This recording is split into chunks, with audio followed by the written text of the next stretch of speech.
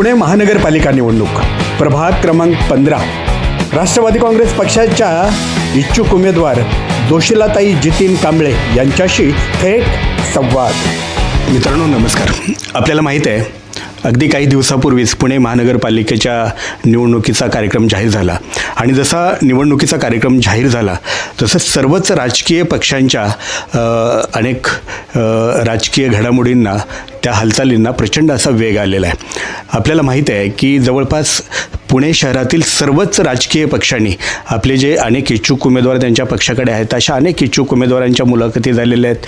काही जणांच्या मुलाखती चालू आहेत तर अनेक जणांचे अजूनही अर्ज भरणं चालू आहे. अशा अनेक घडामोडी शहरामध्ये आता झपाट्यानं सुरू आहेत आणि त्यातली त्यात आपण जर पाहिलं तर प्रभाग क्रमांक 15 हा प्रभाग क्रमांक 15 पुणे शहरातील अतिशय महत्त्वाचा असा प्रभाग क्रमांक मानला जातो आणि या प्रभागाची खरी खासियत म्हणजे नव्यानंच हा प्रभाग पुणे शहरामध्ये विलिनीकरण करण्यात आलेला हा सगळा परिसर आहे.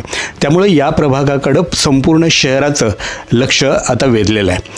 पुणे या प्रभागामध्ये राष्ट्रवादी काँग्रेस पक्षाची मोठी ताकद आहे आणि राष्ट्रवादी काँग्रेस पक्षाची जी मोठी ताकद आहे त्यामध्ये जे आरक्षण पडलं आहे त्या आरक्षणानुसार SC महिला म्हणून राष्ट्रवादी काँग्रेस पक्षाकडून आपले पंचायत समितीचे माजी सदस्य सन्माननीय जितीनदादा कांबळे साहेब यांच्या मिसेस जोशीलाताई जितीन कांबळे या इच्छुक उमेदवार आहेत.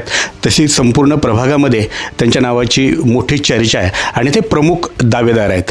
या निमित्तानं आज आपण ताईंशी बोलणार आहोत, ताईंशी चर्चा करणार आहोत. थेट त्यांच्याशी आपण काही गोष्टी त्यांच्याशी बोलणार आहोत, त्यांच्याकडून जाणून घेणार आहोत. नमस्कार. सर्व महामानवांना त्रिवार अभिवादन. मी जोशीला जितीन कांबळे प्रभाग क्रमांक 15ची इच्छुक उमेदवार आहे. माझं शिक्षण आता सध्या मी PhD करते आहे. मला समाजकार्याची पहिल्यापासूनच आवड आहे. हे जरी राजकारणात असले तरी मग जो वेळ उरत होता तेव्हा घरात न बसता मी विहाराच्या मला भारतीय बौद्ध महासभेने एक संघटिका म्हणून पुणे शहराची संघटिका म्हणून मला कार्यरत किंवा माझी निवड केली. त्यामुळे मला असं वाटायचं की जरी मी दुसरं काही काम करत नसले तरी मला शिक्षण घेता यावं. जो काही आमचा पाली भाषेचा अभ्यास आहे तो मी शिकावा किंवा आत्मसात करावा त्यासाठी मी PhDसाठी ॲडमिशन घेतलं भारती विद्यापीठामध्ये आणि ते चालू आहे. अजून माझी PhD झालेली नाही पण चालू आहे अभ्यास. त्याआधी मी ऋणानुबंध या सामाजिक संस्थेची एक सभासद आहे. त्या संस्थेच्या माध्यमातून आम्ही महिलांसाठी केशवनगरच्या फक्त मी केशवनगरमध्येच जास्त कामं केली. ते महिलांना लिज्जत पापड कंपन्यांमध्ये आम्ही जाऊन बचत गट आहेत पण असे 5-6 बचत गट मिळून एक सामाजिक संस्था होती मदर टेरेसा म्हणून, त्याच्या लीनाताई अध्यक्ष होत्या. त्यांच्या माध्यमातून आम्ही लिज्जत कंपनीमध्ये पाठपुरावा करून त्या संस्थेच्या अध्यक्षा किरणताई डिडवळ होत्या. आम्ही दोघीजणी त्या कंपनीमध्ये जाऊन त्या महिलांसाठी घरी बसून की महिलांना काही बाहेर जाता येत नव्हतं, मग घरच्या घरी राहून आपलं घर सांभाळून मुलं सांभाळून आपल्याला 2 पैसे मिळवता यावेत यासाठी आम्ही घरगुती व्यवसाय म्हणून लिज्जत पापडाचा व्यवसाय आणला. आज 10 वर्षांनी त्या व्यवसायाला जवळजवळ बायका पहिल्या रिक्षाने जाऊन तो माल घेऊन यायच्या पण आता त्या कंपनीच्या गाड्या येतात. ते प्रत्येक एरियामध्ये जवळजवळ 20 ते 25 महिला घरगुती व्यवसाय चालू करतात. साधारण किती महिला असतील? जवळजवळ आता केशवनगरमध्ये घरी बसून काम करणाऱ्या महिला 100+ असतील आणि कंपनीमध्येही बरेच 10-15 महिला परमनंट म्हणून जॉबला लागले त्याच कंपनीमध्ये. त्या संस्थांच्या मार्फत आम्ही शिवण क्लास घेतलेले. त्यावेळेस प्लास्टिकच्या पिशव्यांवर बंदी आलेली. मग त्यावेळेस आम्ही कागदी पिशव्यांच्या ज्या बॅग असतात ते बनवून दुकानांमध्ये कशा सेल करायच्या त्याचं प्रशिक्षण एक घेतलेलं. राणी लक्ष्मीबाई संस्थेची अध्यक्ष म्हणून एक माझी मैत्रीण आहे, मामाची मुलगी पण आहे. त्या संस्थेची जेव्हापासून मला माहिती झाली समाजकार्य करताना एक महिला जोडत गेली आणि माझं तर एक ध्येय असायचं की मी किती महिलांच्या मदतीला येऊ शकते किंवा माझ्या दादांची खरी ताकद म्हणायला हरकत नाही तुम्हाला. दादांचा स्वभाव एकदम शांत प्रेमळ आणि त्यांचं एक तुमचा कसा आहे मग? माझा स्वभाव सगळेच केशवनगरला माहिती आहे. कारण संसाराला जरी दोन चाके असली बरोबर ती शांतच वृत्तीची नसली पाहिजे. बरोबर आहे. एकाने शांत असलं तर एकाने त्या ते चंद्रशेखर गोखलेंची छान चारोळी आहे बघा. घर दोघांचं असतं, दोघांनी आवरायचं असतं, एकानं पाडलं तर दुसऱ्यानं सावरायचं असतं. अगदी अगदी. माझा स्वभाव तसा तापटच आहे, पण ह्यांचा स्वभाव इतका शांत आहे, त्यांचा तो शांत स्वभाव बघून मी शांत झाले. आणि ते जे समाजात कार्य करत होते त्याची मी दखल घेत होते. बरोबर. यांचा स्वभावच असा आहे की ते जरी समाजात वावरत असले तरी घरी आल्यानंतर दिवसभरात त्यांच्या हातून जे कामं झाली चांगली वाईट ते कोणापर्यंत पोहोचले नाही बरोबर. तरी ती खंत ते माझ्याकडे बोलून दाखवायचे. मी जरी घराच्या बाहेर पडले नाही तरी ते घरी आल्यानंतर मला असं वाटायचं मी त्यांच्या सोबतच फिरते. म्हणजे दिवसभराच्या कामाचं सगळं रिपोर्टिंग व्हायचं. त्यामुळे मलाही त्या कामाची गोडी निर्माण झाली. आणि आपण किती लोकांपर्यंत पोहोचू शकू, किंवा आपण आता आमची मुलंही सगळे सेट आहेत. माझे दिरांची मुलं सगळे IT मध्ये इंजिनियर आहेत, सुना चांगल्या शिक्षित आहेत. आमचं एकच कार्य असेल की आपण समाजाच्या उपयोगी कसं पडलं पाहिजे. बाबासाहेबांनी नेहमीच सांगत आले, तुम्ही जेव्हा सुशिक्षित व्हाल, तुम्ही तुमच्या कार्यात किंवा तुम्ही जेव्हा सक्षम व्हाल तेव्हा तुमची मदत दुसऱ्यालाही झाली पाहिजे. मी ज्या वेळेस सक्षम आहे त्यावेळेस माझी मदत किंवा मी ज्या हुद्द्यावर आहे त्याचा उपयोग दुसऱ्यांनाही झाला पाहिजे. ह्यांच्यामुळं माझ्यात तो गुण आला, याचं मला खरंच गर्व आहे आणि मी त्यांची अर्धांगिनी आहे याचा मला खरंच खूप अभिमान आहे. ग्रेट, क्या बात आहे. ताई, प्रभाग क्रमांक 15मध्ये आपली जोरदार चर्चा आता सुरू आहे. शिवाय राष्ट्रवादी काँग्रेस पक्षाचे आपण इच्छुक उमेदवार आहात.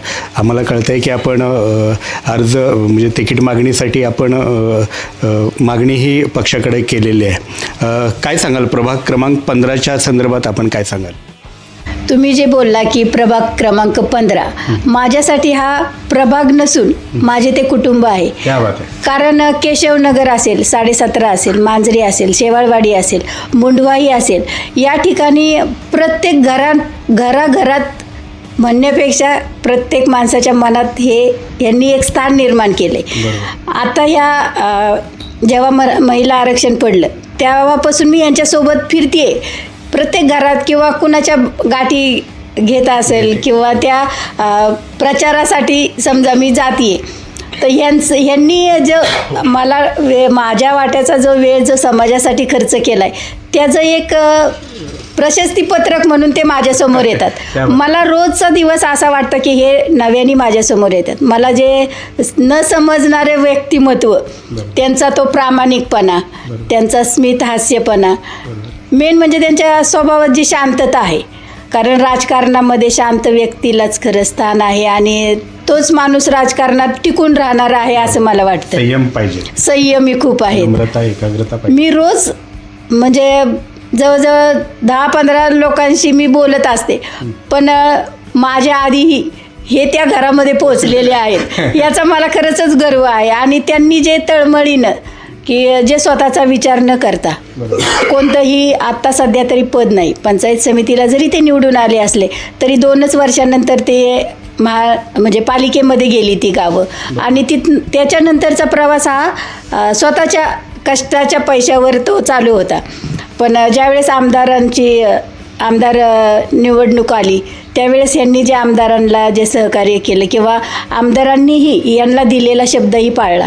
जवळजवळ केशवनगर, मांजरी, 17.5 या ठिकाणी यांनी जे आमदारांना की आमच्या या भागाला हे पाहिजे, ही गरज आहे, पाण्याची असेल, रस्ते असतील, ड्रेनेज लाईन असेल किंवा स्ट्रीट लाईट असतील, सुशोभीकरण असेल किंवा ज्येष्ठांसाठी एक विरंगुळा केंद्र एक निर्माण केले.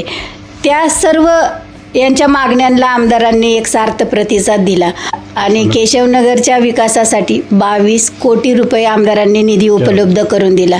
त्यामध्ये मुख्य काम म्हणजे आमच्या हातून जे झालं ते विहाराचं कंपाऊंडचं काम असेल किंवा सुशोभीकरण असेल, ज्येष्ठ नागरिकांना विरंगुळा केंद्र असेल, लहान मुलांसाठी गार्डन केले. या गोष्टी ज्या ह्यांच्या हातून झाल्या त्याचा मला खरंच गर्व आहे की समाजासाठी आपण काहीतरी करू शकलो. आता आपण असं क्षणभर असं गृहीत धरू की तिकीट तर आपल्याला फायनल होईल अशी जवळपास सगळ्यांचीच अपेक्षा आहे, सगळ्यांचीच इच्छा आहे आणि सगळ्यांना वाटते की तिकीट हे जोशीलाताईंनाच मिळणार असं जवळपास चर्चा सगळीकडे आहे.